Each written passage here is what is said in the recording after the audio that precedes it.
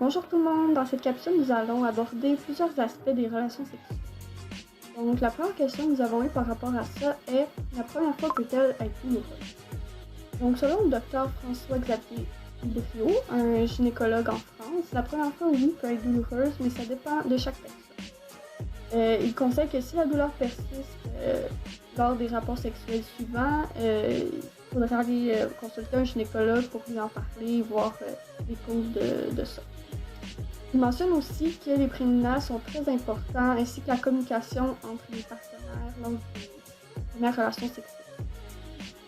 Il explique aussi que certaines femmes souffrent de sécheresse vaginale et c'est pourquoi il conseille d'utiliser du lubrifiant pour faciliter la pénétration lors des premières relations sexuelles. Pour ce qui est de la pénétration anale, comme les muscles de l'anus sont plus contractés que les muscles du vagin, ça peut être plus douloureux. C'est pourquoi l'utilisation, encore une fois, des lubrifiants est conseillée pour la pénétration, puisque ça peut faciliter celle-ci. Il est aussi à noter que les saignements lors d'une première relation sexuelle sont normaux. Que comme le mentionne Catherine Solano, médecin généraliste et sexologue en France, 2 femmes sur 3 saignent la première fois.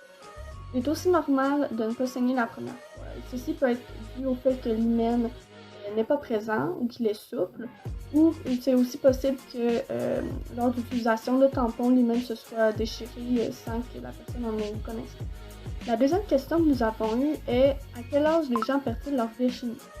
Donc, un document de l'Institut national de la santé publique du Québec présente l'étude Pixel, qui a été menée auprès de 3000 jeunes âgés entre 17 et 29 ans. Parmi ces jeunes, 80% des hommes et 87% des femmes ont déjà eu des relations sexuelles vaginales, orales ou anales.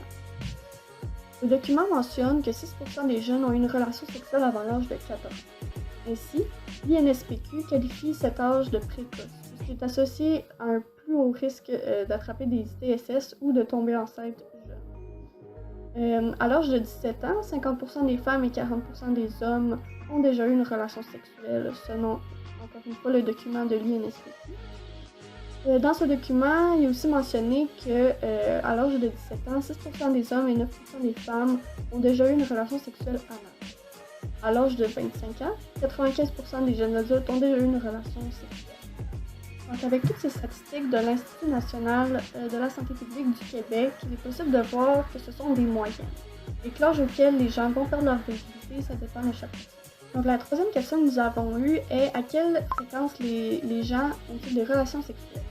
Donc, selon la sexologue clinicienne Anne-France Paradis, la fréquence des relations sexuelles peut dépendre de plusieurs facteurs, comme l'âge des partenaires, l'état physique ou psychologique, et aussi de l'intimité qui existe entre les partenaires.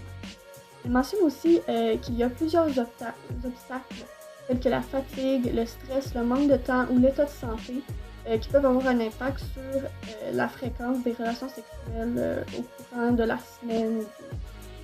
Ainsi, parfois les gens manquent de temps pour une relation sexuelle avec pénétration.